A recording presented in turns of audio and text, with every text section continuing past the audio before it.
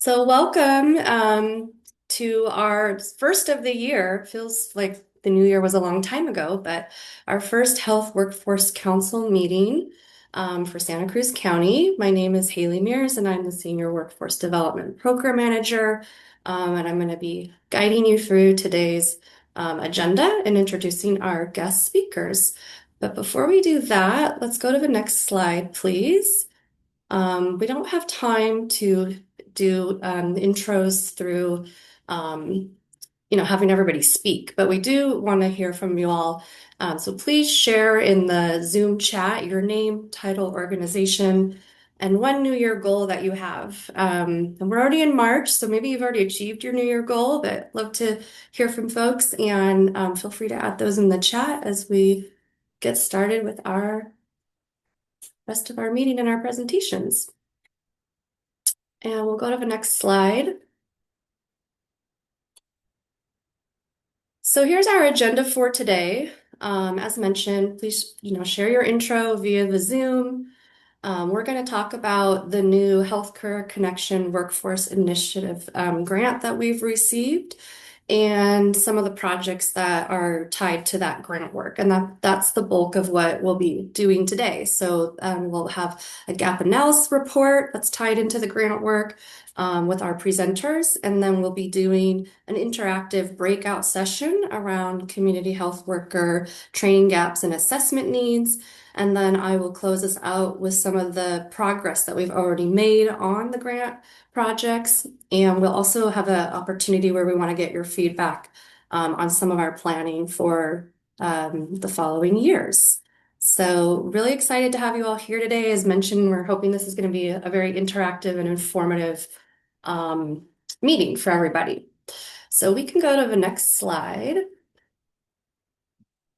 And I'm just going to provide kind of a high-level overview of the Health Career Connection Workforce Initiative Network grant that HIP received.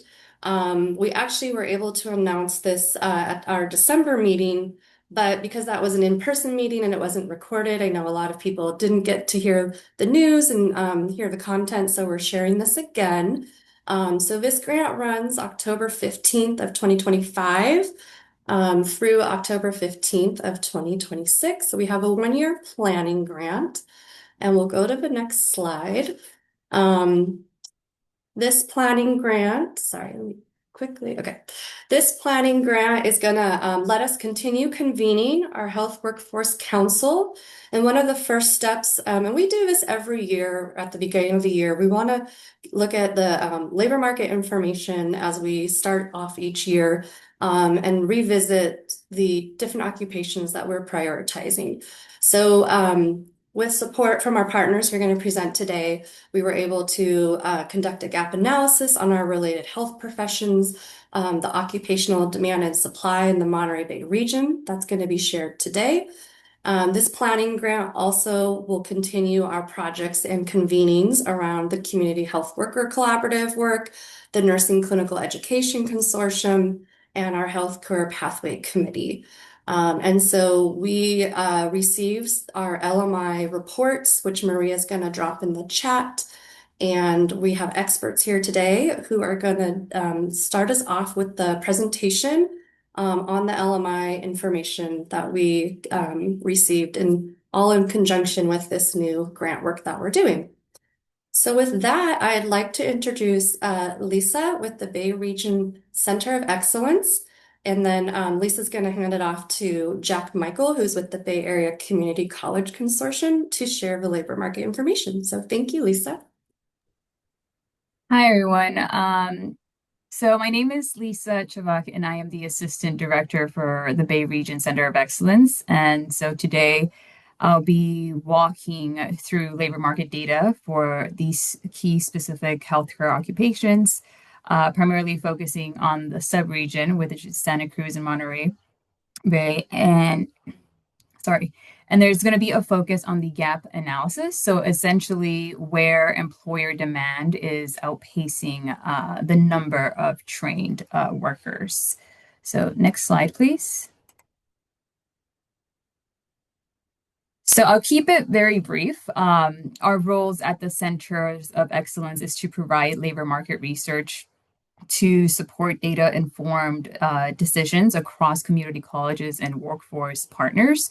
So we work with all 28 community colleges in the Bay region, and what we do is that we focus on helping these regions understand where jobs are growing, what skills are needed, and whether training programs are aligned with that demand. Next slide, please. So there are 9 regional centers of excellence across the state. We are located obviously in the Bay region, but we have locations in Los Angeles, Orange County, San Diego, far north. And I wanted to also provide 2 important links here. One is specific to our website, which is the Bay Region Center of Excellence. Right there, we have a ton of dashboards and a ton of helpful information regarding labor market um, data, demand, supply, and so forth. And then we also have the state-wide Center of Excellence link here, and that provides more information about all these centers of excellence throughout the state. Next slide, please. So today I will cover, I'll provide a brief introduction to kind of define what labor market data is. And then I will also be discussing how we define demand and supply, how the gap analysis works, and then I'll walk through kind of like the key findings for these 4 healthcare occupations as well. Next slide, please. So before we go ahead and get started, I did want to provide this link here, and this is our demand and supply dashboard from the Bay Region Center of Excellence. And in this dashboard, you all can locate the demand and supply for all of any occupation that you are looking for. And you could filter that through the subregion, through county, through occupation, through different skill levels and so forth, and through livable wage as well. So with this demand and supply dashboard, you are able to gather to see if there is an undersupply of workers or an oversupply of workers. And this is something that we use for every labor market report that we pretty much for all the research that we do and all the information that is given to colleges. And then I'll walk through a little bit of that today. So if you could go to the next slide, please. So I wanted to define a little bit about what LMI means. So labor market data information. So LMIs provide data on jobs, wages, employment trends, and education pathways. It helps identify workforce needs gaps and opportunities. So why is this important? So it informs program planning, funding, and investment decisions. It helps align education and training programs with employer demand, and it supports data-driven workforce. So a lot of our data and information is actually used for grants as well. That way we could establish better partnerships between community colleges and workforce, or just, organizations that are applying for these grants as well. Next slide, please. So I am going to be talking about 3 specific terms today. One of them is demand. So demand means the number of current and projected job openings. And I'm going to be walking through a specific example today. One will be nursing. So if you could go ahead and go to the next slide. So what we mean by demand is the annual openings for that occupation. So for our LMI reports, we do a gap analysis, not only for the Bay region itself, but for the sub-region as well. So for this example, we're using Santa Cruz and Monterey Bay, and we focus basically on the sub-region as a whole, because we understand that a lot of students actually commute to different, counties. So for this example, we'll be focusing on the sub-region as well. So for the example of nursing, as you see here as the selected occupation, we see that for the Bay region, there is 5,190 annual openings. And if we zone into the Santa Cruz Monterey Bay sub-region, we have 364 annual openings. If you go to the next slide, please. The second term that I wanted to talk about is supply. So, supply is the number of students who are graduating with certificates and degrees from the community colleges, either in the Bay region or in the sub-region specifically. Next slide, please. So, the way we calculate supply is by two different codes. One is the top code, which is a program code for community colleges. And then the second are the SIP codes. And these SIP codes are the program codes specifically for other CTE institutions and other public four-year institutions that provide awards specifically for a bachelor's degree.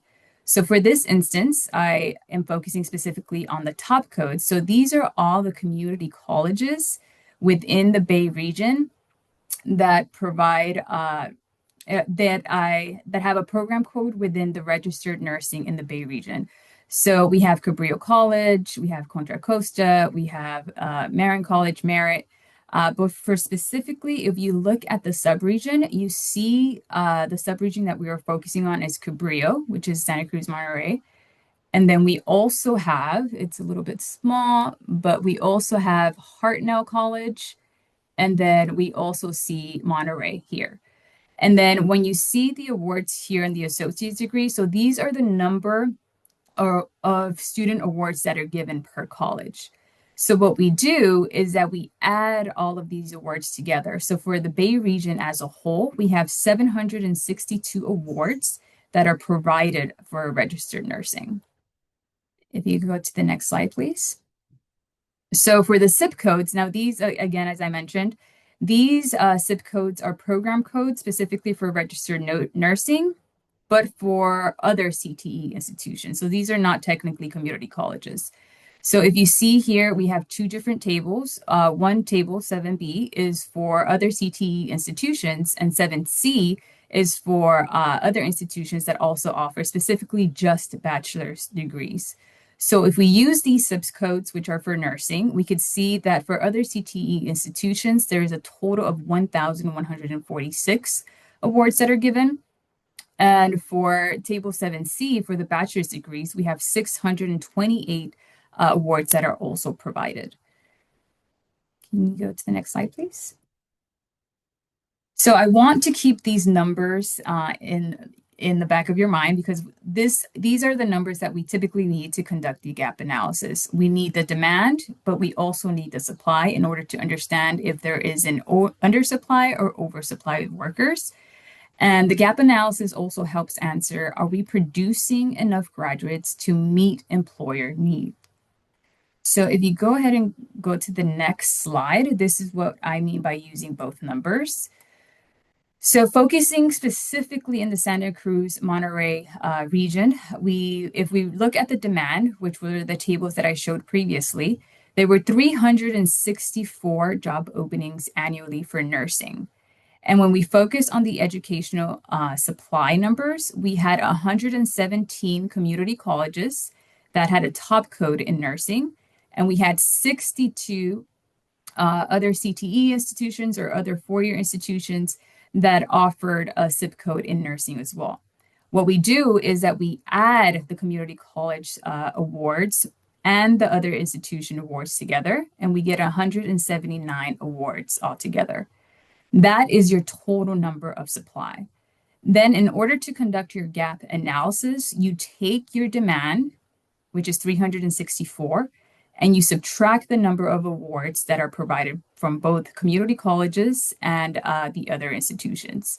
So in total, you would see here that there is 185 students annually that are needed in order to meet that demand. And that is your undersupply specifically for nursing. Yes, I see a hand that is up. Yeah, this is Alyssa Erickson from CSUMB, and the 62 from other institutions is our institution where we only have an RN to BSN. So that's actually duplicative because those students are already RNs from the ADN programs. They're not new RNs. Okay, so we could definitely take that into account. So I did forget to mention a lot of this information that we gather is from a data mart. So whatever the institutions actually provide this data to data mart, that's the information that we use. Yeah, that Yeah. makes sense because they are coded as nursing. Mhm. zip code. So, but they are RNs, so it's not new RNs to the workforce. Okay. That's great to know. Thank you for providing that context. Perfect. And so if we could go ahead and go to the next slide. So I wanted to focus on the other key health occupations that we were discussing previously and that Haley mentioned. So for community health workers, we see a clear undersupply both for the Bay region, but also for the sub-region.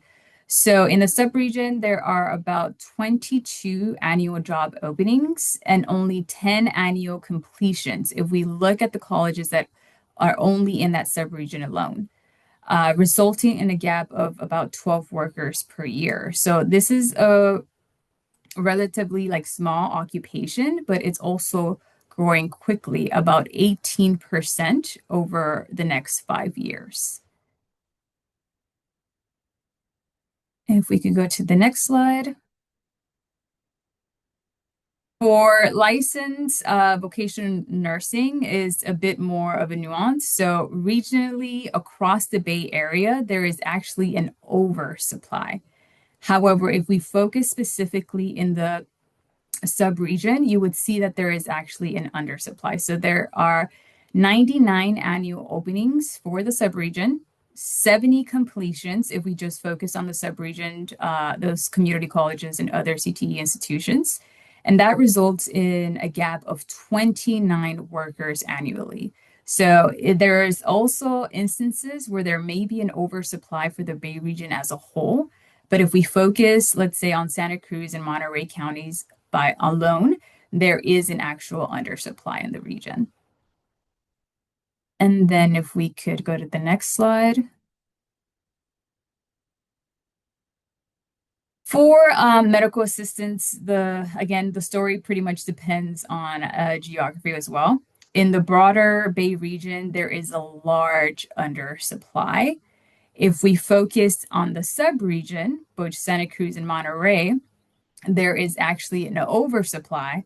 But if we even look in a little bit deeper and just focus on Santa Cruz County, there's actually an undersupply of 56 students with a demand of 140 and a supply of 84.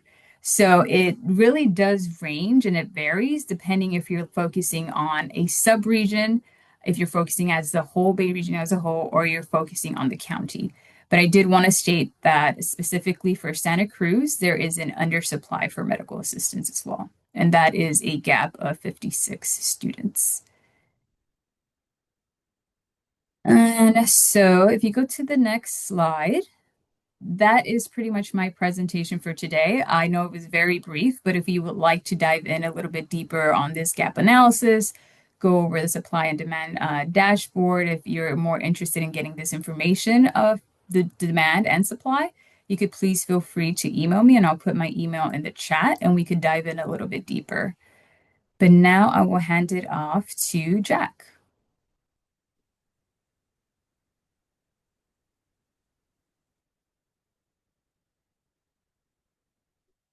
Unmute. So I presented I put together some information on the demand for physicians in the Monterey Bay subregion, which includes Santa Cruz and Monterey and San Benito counties.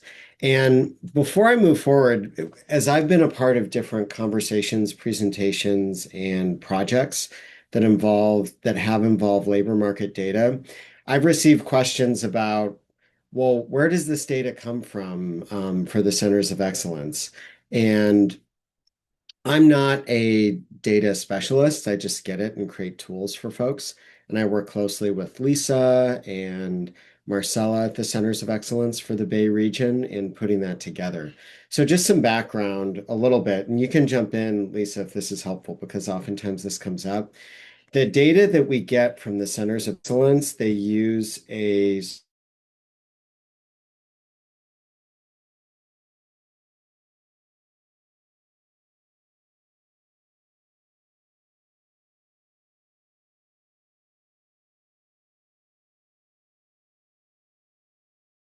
from include government records, job postings, and worker profiles. So those government records are much more accurate, but they're slower. It's not as up to date. So it's more accurate, but not as up to date. The job postings are much more immediate and up to date, but sometimes they're a little bit less accurate. And then they have the worker profiles, the folks who are actually moving around. So they balance those together to get a sense of what are the open positions and what's the actual demand in our particular areas.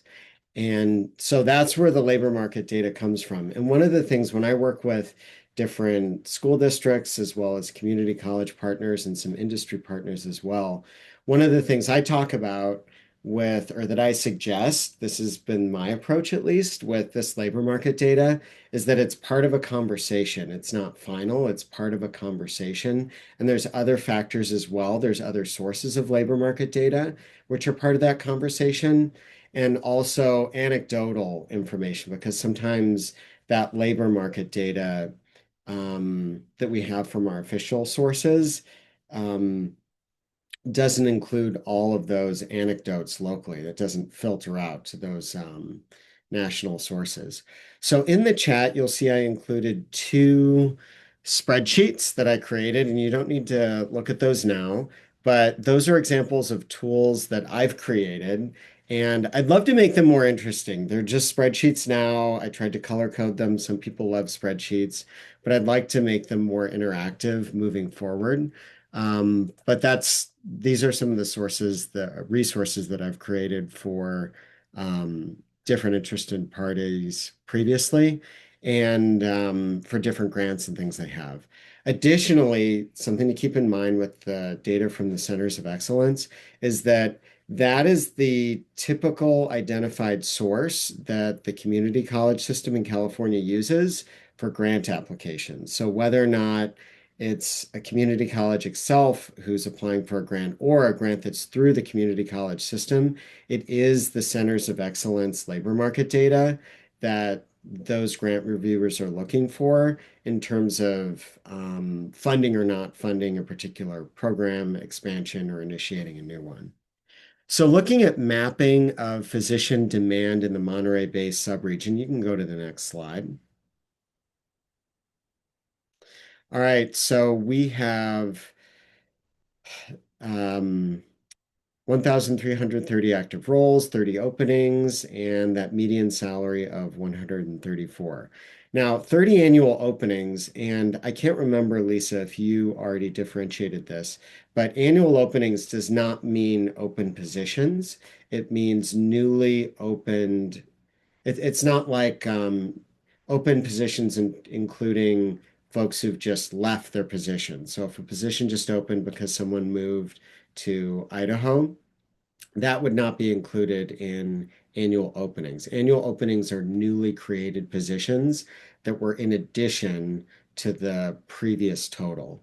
So if last year there were 100 positions and this year, 2026, there are 130 positions, that would be, those are the annual openings. So what that means is when we see annual openings, we need to look at it with a more holistic view, meaning that there are even more openings than what we see with annual openings, probably, because those annual openings are not accounting for folks who've left an existing position and have left one of those existing positions vacant. And 30 annual openings in our subregion, I don't know if that sounds like a lot to folks or not very much. When we're talking about physicians with folks who have that level of education where we need that many, that's actually a pretty big number.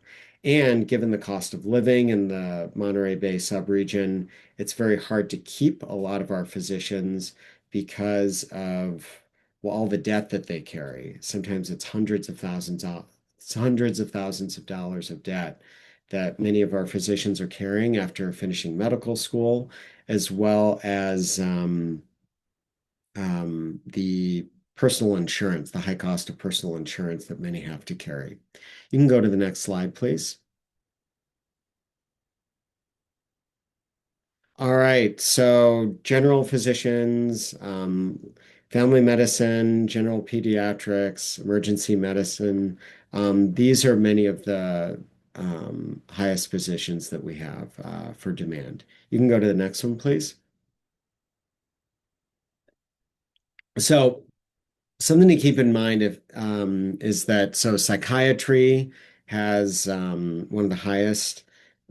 Santa Cruz is one of the highest growth areas for psychiatry in our subregion, and internal medicine is Monterey, and surgeons is San Benito.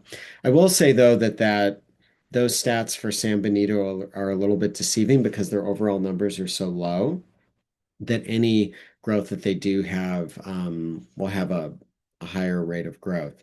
But those are some of the highest growth hotspots in our subregion that can. Jack, is Yeah, Jack go ahead. freezing for other people? He's freezing on mine. I can No, hear not him. for me. Yeah, not for He's me. doing okay for me. Is my face freezing, but my voice is not? No, I could hear Okay. you and see you. Okay. All right, great.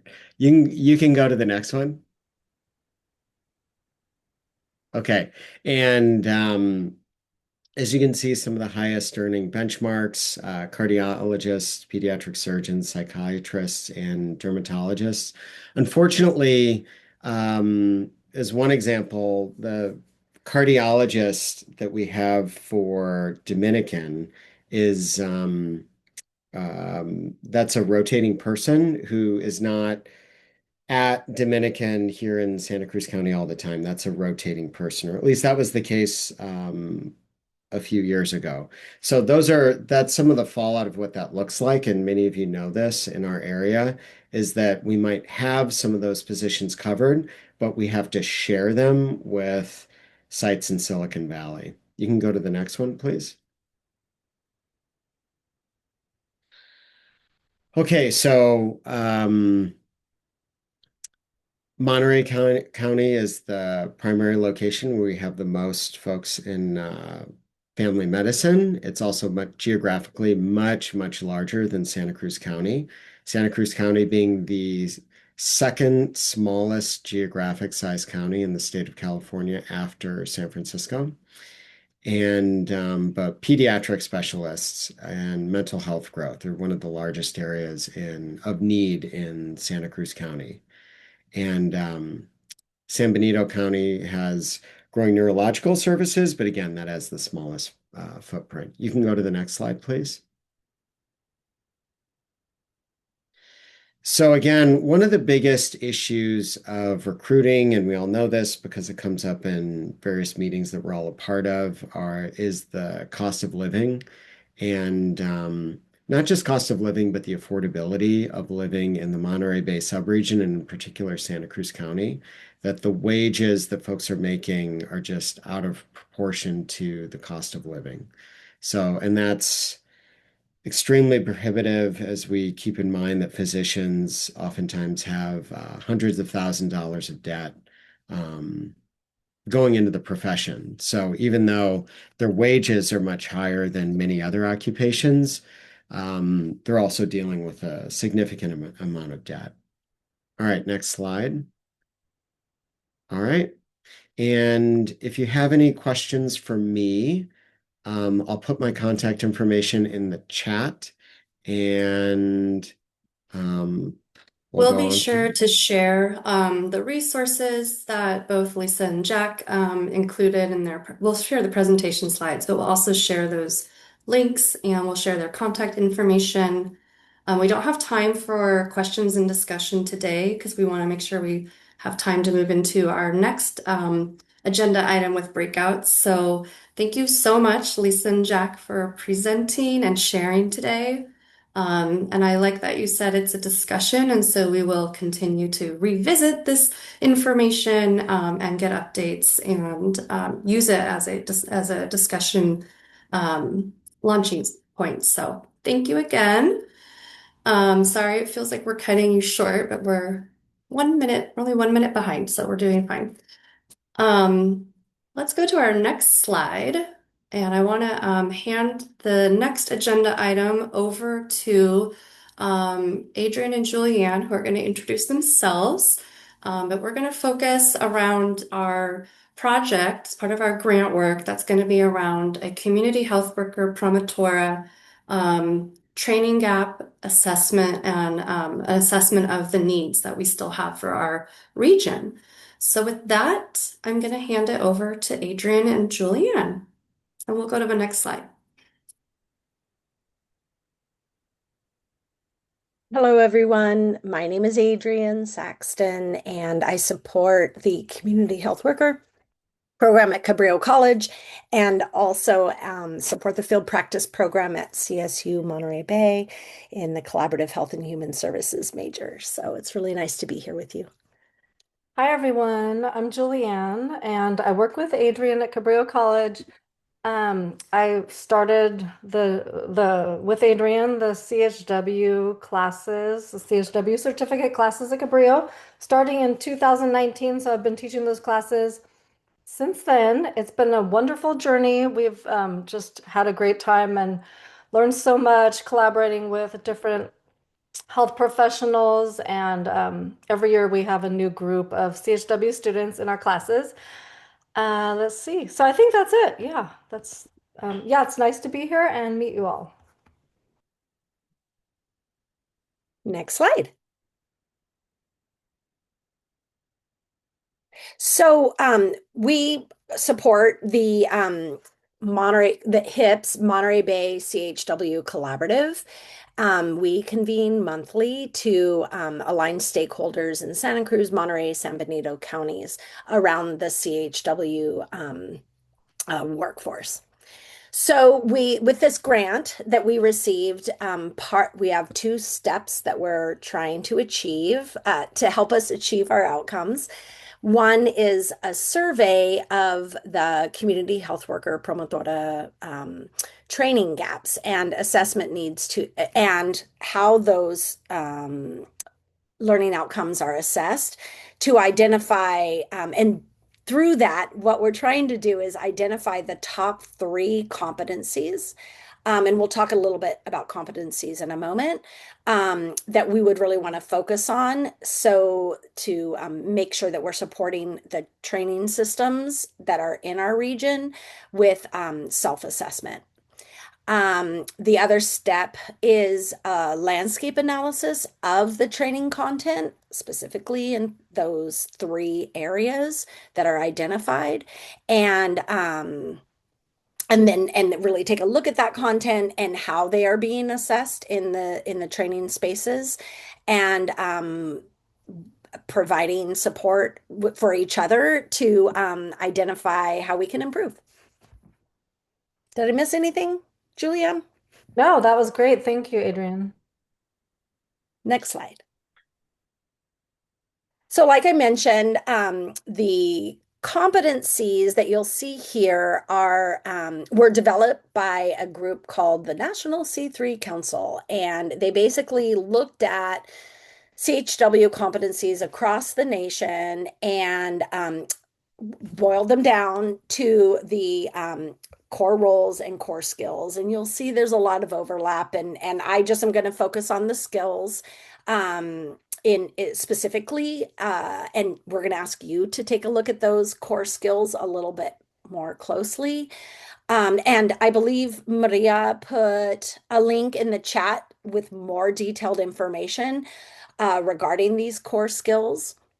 But you will, if you looked at the CalAIM Medi-Cal expansion component for community health workers, it is actually aligned with these core skills that are listed here.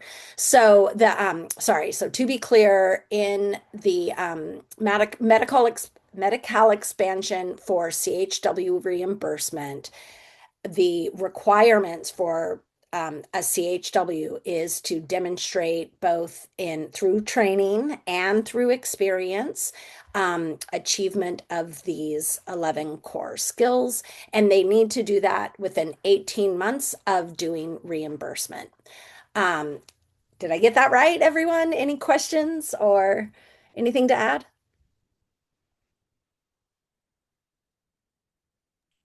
So Adrian, just to clarify, like on the right side, we're looking at the CHW core skills. There are 11 of them that we wanted to we will in breakout rooms get more of your insight of which are the most important. So yeah, it's really important that you're taking a look right now before the breakout rooms at what these core skills are. And then what we're going to ask in the breakout room, which I believe is on the next slide, but is for you to tell us for a CHW in the workplace, which are the top three that you would have us focus on in this for this grant. So looking at how CHWs are being trained and how they're being assessed. And if everybody has opened that link, Roles and Competencies CHW Consensus Project, if you open the link, then there's the drop down where you can see more if you want to know more information. What outreach skills, like what exactly is that for a CHW? Then you can find out more, a definition and examples. I see Nanette has her hand raised with a question. Thank you. Thank you, Haley. So, excuse me. Adrian, good to see you. Hi. I'm wondering if is part of the long-term goal of this to develop some kind of training for the CHWs that don't have that certification but have like the 18 months to get it so that they can bill against Medi-Cal? So the goal is to support the training programs in the region in how they are delivering the material in the training Uh-huh. and assessing for these outcomes. So Okay. this is Okay. for all existing training programs in our region. Okay. If All that, right. Okay, got it. Yep. okay. So we can go to the next slide. And Adrian already shared the discussion question. We've dropped the link to the core skills, and I've also just typed in the core skills in the chat for you as well. And so we're going to have you go into 3 breakout rooms. Adrian, Julianne, and Celine, one of our program directors, will be facilitating that breakout room and being a note taker. We also have a Padlet, which we're dropping in the chat. It's kind of like a Jamboard. I don't know if everyone remembers Jamboards, RIP, but Padlet's the new Jamboard. So you can also go in there and share your thoughts. It's like putting a little sticky note on a whiteboard. So with that, unless there's any further questions, Maria is going to put you all into breakout rooms, and that will just take a moment. So just be patient while we assign everyone into a room.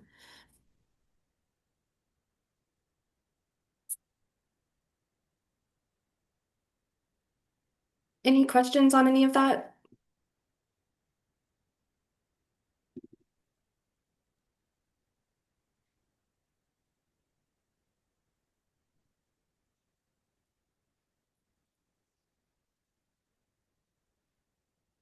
Okay, so in a moment, you should see your breakout room. You'll be invited to join a breakout room. And we'll pause the recording here.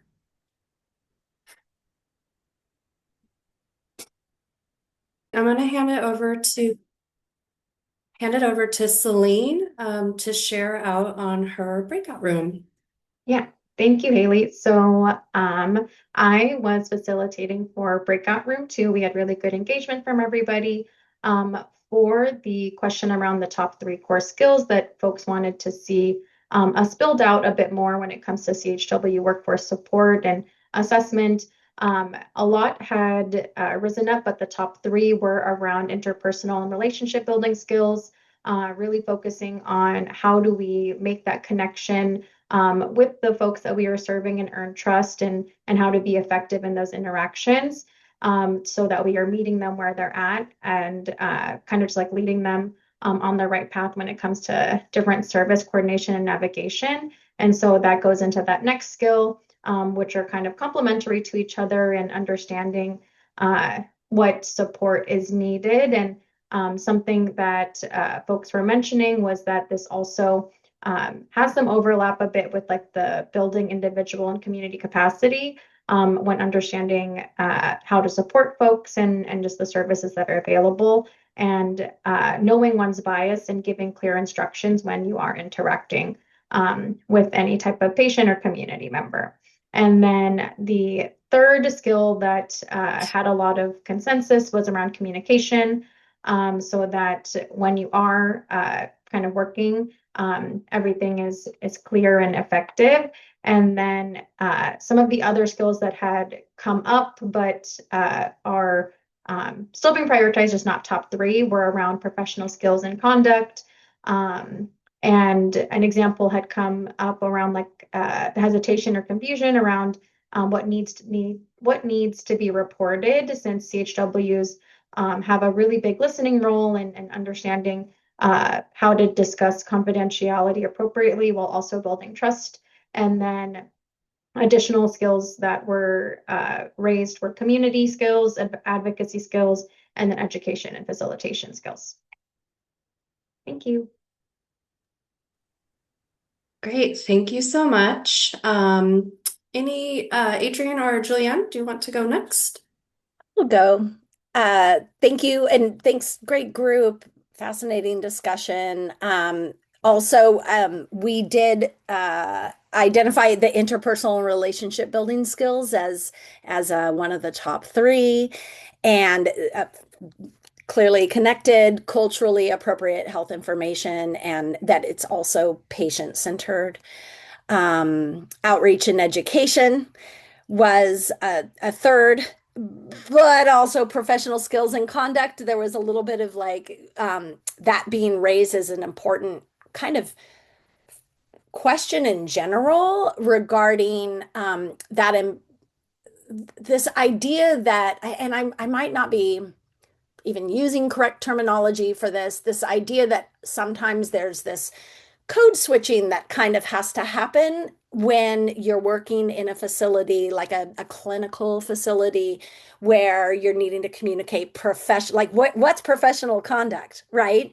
But if the CHW is a formerly incarcerated individual, there's a different kind of conduct they're going to be using as they work with clients that are formerly incarcerated. And so this kind of need to be able to translate and shift styles of communication to appropriate spaces. And I thought that was a fascinating discussion, and or I thought to bring to the table as to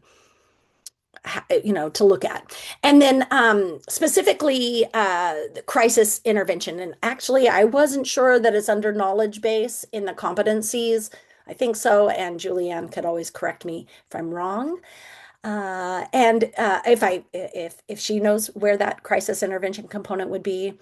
How'd I do, group? Anything I left out? Okay. Thank you so much for your help today. Wonderful. Okay, so I wish our group had more time, 10 minutes. Yeah, we focused more on prioritizing in the order, so I really appreciate the input from the group. And for anybody in the group, feel free to chime in. So as you can see, I have them ordered in 1 through 3, and so I would like to almost analyze this a little further. But of course, for a CHW, communication skills are so important, right? Just being able to, being a good listener, being able to talk to people, that kind of kept coming up over and over again, obviously. And building relationships, building trust and rapport, really important. Yeah, the professional skills was mentioned by a couple people. Professional skills is important, and I see that also when I'm training students. Is just it's important. Employers want CHWs that are professional, and we focus on that, like conflict resolution and everything. Let's see. Of course, CHWs coordinating, navigating resources, coordinating services, very important. It was also mentioned in our group that if their job requires research and evaluation, that's an important skill. Outreach skills is important. if it's required by the job. However, it seems that anybody working in the health field has to do some sort of outreach. Most of the time, you have to go to a health fair or get out in the community. So, let's see. Yeah, and then capacity building is important to help empower people to take charge of their health and, be able to make healthy decisions. So anyway, that's what I have to report. Anybody else from the group want to add anything? I know I couldn't cover everything that was discussed.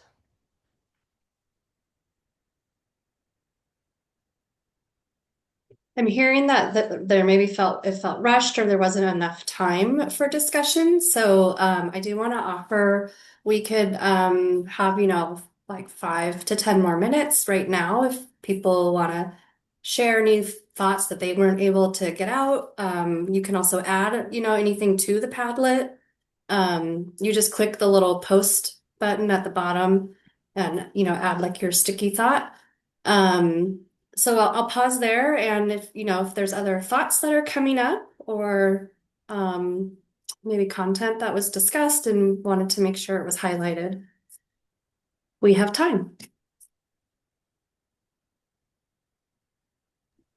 It actually dawned on me that it might be interesting, right? So Medi-Cal has said, like, know these competencies, and yet, like, outreach actually isn't a reimbursement, I believe. I'm pretty sure. Sorry, I haven't looked at the reimbursement rates, the codes recently, but it might be really interesting to look at prioritizing based on what they're actually able to reimburse for through the Medi-Cal spa.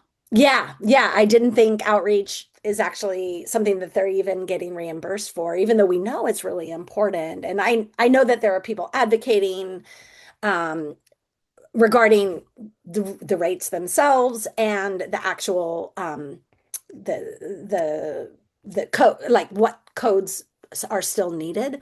But is anyone have a thought around that, or any thinking about maybe taking into consideration what actually is reimbursable and making sure that those are part of the priority or not? Forget about it. Who cares?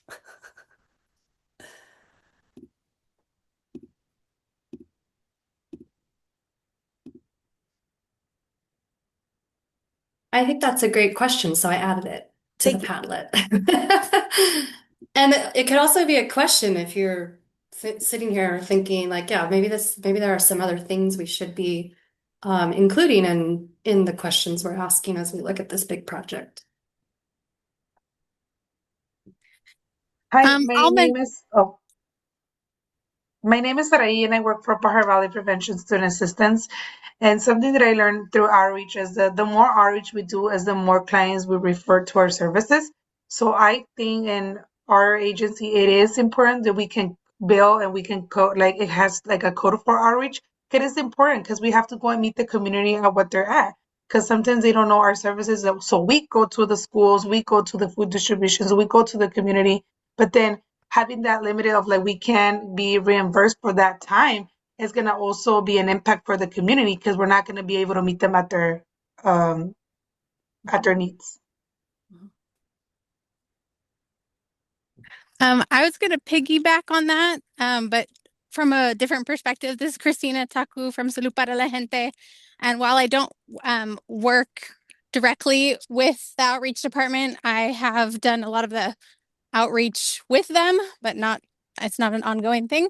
And I would say, I don't know their billing or their reimbursement rates, but I think some of the times what's really nice is that they are that free. They offer so many free programs and so many free education that it allows patients to just like have a break from having to pay for everything. And it only brings them, like you were saying, back into other services where we will be able to get reimbursement rates from. But through their communication and outreach, the department's able to reach more people, and those people are more likely to tell everybody else. So they spread the word through like, wow, they're so willing to reach out. They're so willing to help with X, Y, and Z. and that brings more people in for a revenue side. Mm-hmm. Mm-hmm.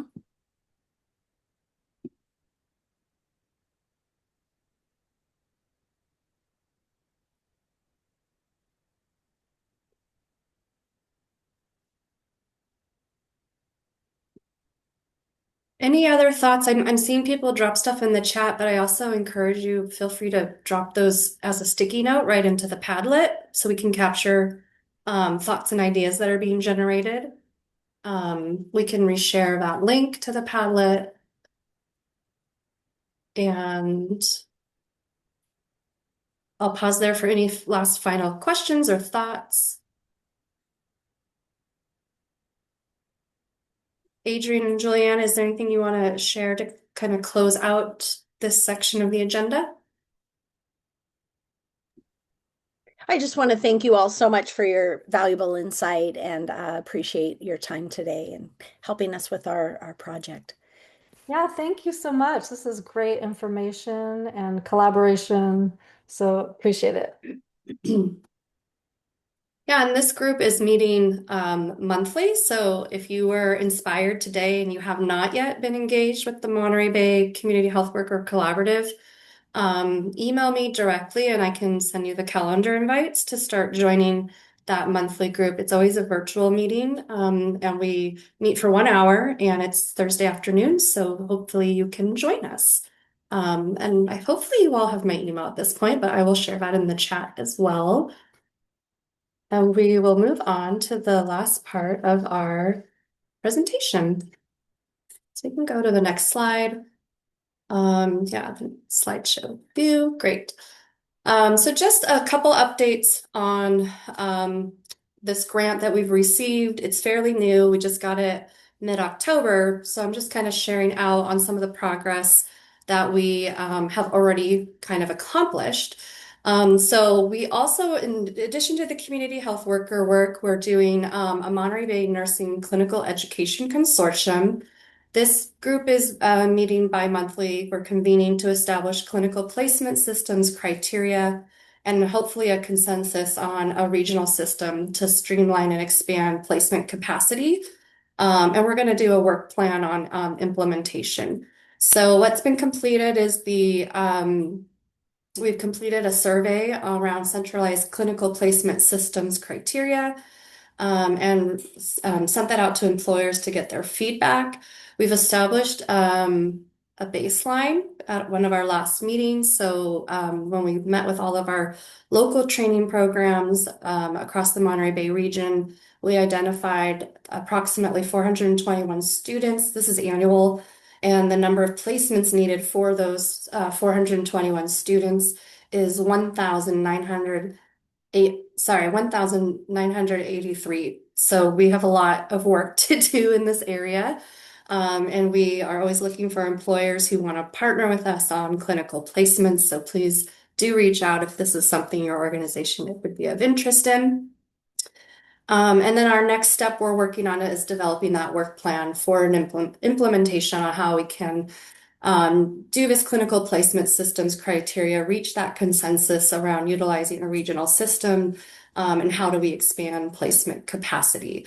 And our next meeting will be on April 23rd, and that's when we'll be diving into this work plan a lot more. So that's where we're at with the Nursing Consortium. Next slide, please. I'll talk about the Health Career Pathway Committee. This is a committee that's meeting quarterly. Again, these meetings are online. We're really focused on bringing together training programs and employers to align our stakeholders on how do we increase health career pathways across Santa Cruz County.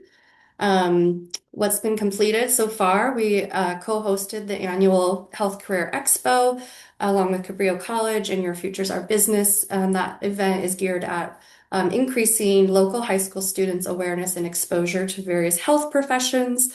The students get bused in from across Santa Cruz County to Cabrillo College. We bring in healthcare employers and training programs, and they do an expo style fair in the cafeteria. Students have an opportunity to tour the allied health facilities. And this year we had the highest number And we also had middle school students, high school students, adult learners, college level students. So it's really grown and expanded, which is really exciting to see. So thank you to our wonderful partners, Cabrillo and Your Future's Our Business. And then we're also looking at how can we increase training program and employers' alignment and strengthen the coordination and documentation of all these work-based learning opportunities that are available. This is focused in Santa Cruz County for now. And then another exciting thing is we recently learned about a California Medicine Scholars Program, and they are interested in starting a Central Coast Regional Hub. So that's something that this Health Career Pathway Committee, I think, will be working on supporting. They're going to present at our next Health Career Pathway Committee meeting, which is on June 9th, along with Dominican Hospital's volunteer program. So same thing, if you're interested in getting more engaged in this work or you've never heard of it, feel free to email me and I can add you to the list and send you the calendar invites for these upcoming meetings. And that was a lot. I think I'll pause quickly to see if there's any questions about the nursing and the health career pathway work before I jump into our last kind of topic for the day.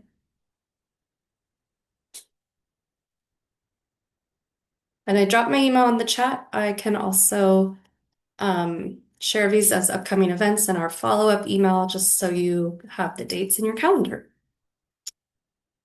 Okay.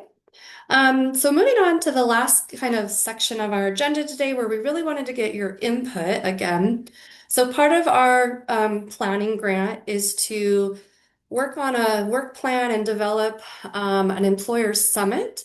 So this would be an in-person event that would highlight health workforce topics, bringing in presentations from expert guest speakers, and we want to provide professional development and networking opportunities to our healthcare training programs and employers.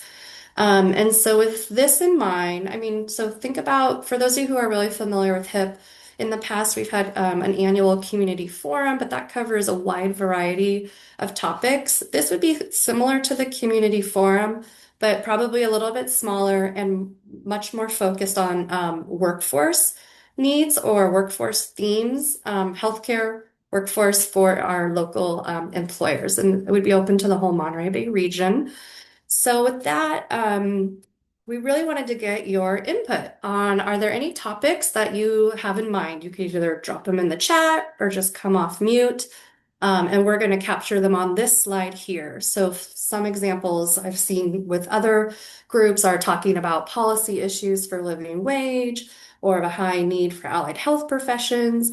It could also be around employer engagement or retention issues or addressing burnout. So I'm gonna pause there. I would love to get your thoughts. I'll give you guys a minute to just kind of digest everything I said and share any topics or themes that you think would be of interest as we look at planning this event that would be in the future. It would be, 2026, 27, 2028. You can also drop any comments in the chat.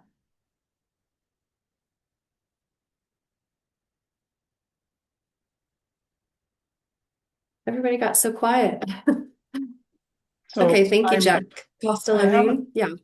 Oh, Hi, Bob. hi.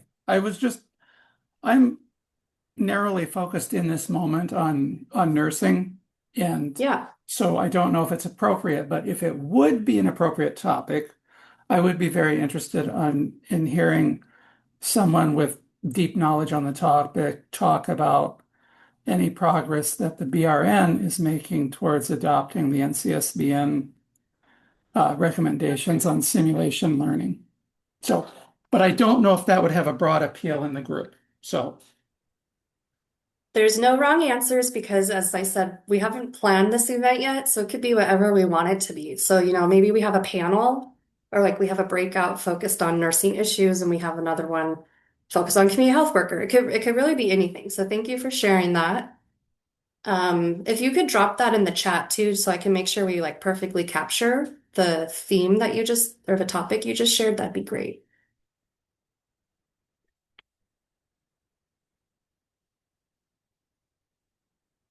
Any other, this is, going to be geared towards our employers and our training programs. Or maybe you're like, we just need more opportunities to connect and have training programs and employers together in the same room. So just, yeah, anything, it could be anything at this point. I'm not getting a lot from you guys. I thought you all have like always fantastic ideas for us. Thank you, Jack. I'm going to put this in there as well.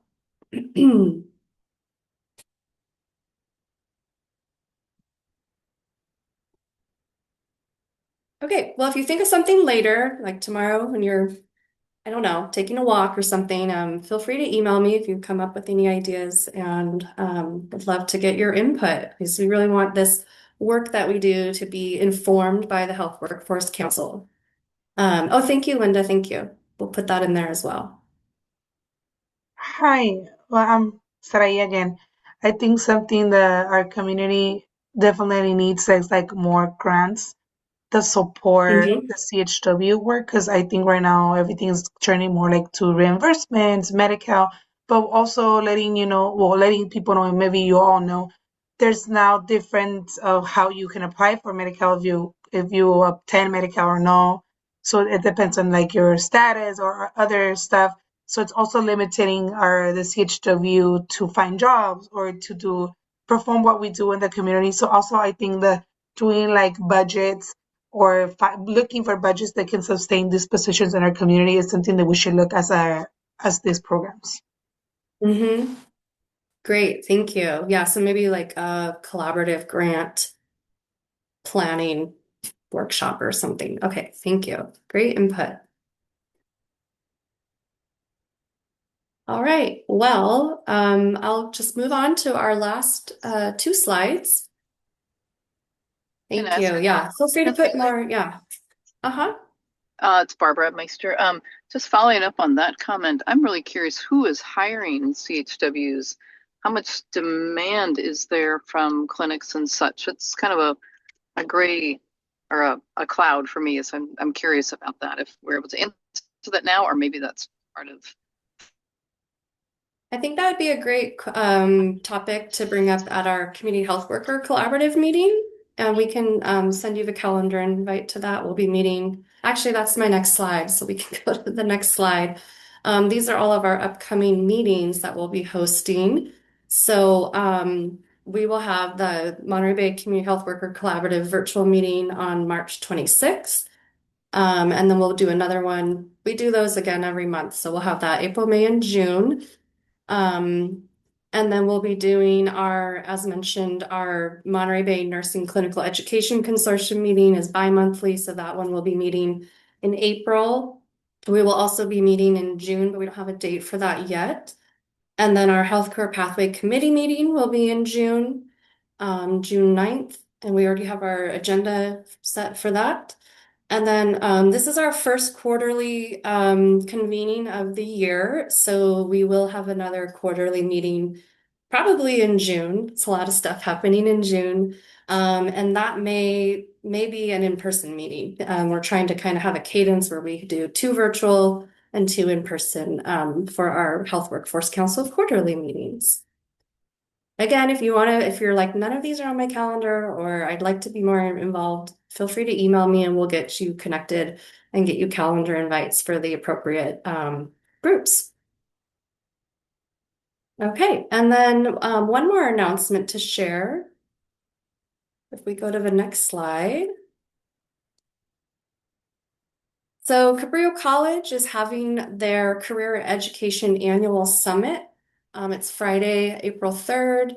It's a wonderful event to really get more dialed in and connected to Cabrillo College's career education courses, and a lot of our allied health will be there. I know Adrian, Ashlyn, and Jen, you will all be there. Do any of you want to speak to this as you represent Cabrillo?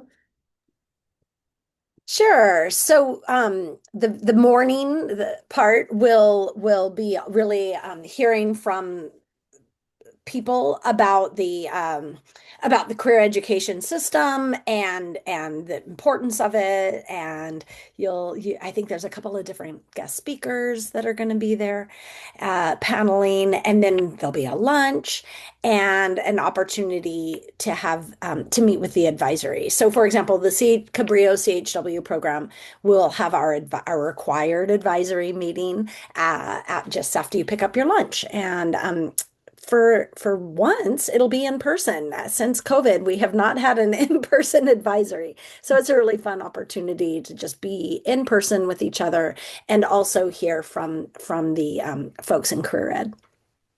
And this is also a good opportunity for our clinical partners who may have overlap with many of our programs.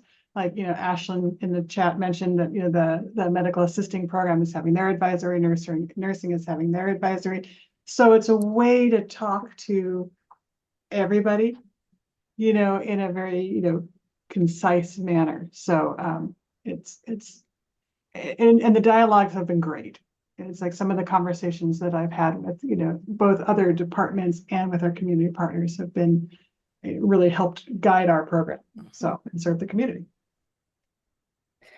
It's our Absolutely. culinary program, our Culinary Institute program is going to be feeding us. They provide the lunch. And so that's a really neat opportunity to engage with an actual career ed program. Yeah, it's at a beautiful location, delicious food. They do ask that you RSVP, but it is free to attend. And again, it's an open invitation. Ashlyn, did you want to say anything about the MA advisory? No, I think Jen got it. We'll be doing the same thing. So after we grab our lunch around 12:30 or so, we'll meet, our committee will meet up there in horticulture, and we'll discuss for about an hour until about 1:30. Yeah, and if you would like to join, please email myself or Haley. Haley, I think, will be with us and a bunch of other groups as well. But you are more than welcome to join us for beautiful view, like I said, delicious food, and really connecting. Great. Thank you so much. And that was really our last announcement for this meeting. So we can go to our last slide, which is just a reminder. We all of our recorded Health Workforce Council meetings go to a YouTube playlist, which you have access to. So if you missed a meeting or you have a colleague and you're like, you really should watch this section or this presentation, you can always access those. And we will share all the resources in our email follow-up. Thank you so much for joining us today. We're only ending 5 minutes early, but hopefully that gives you back some valuable time. And you are valuable to us. We really appreciate you. So thank you for being with us today. Take care, everybody. Bye-bye.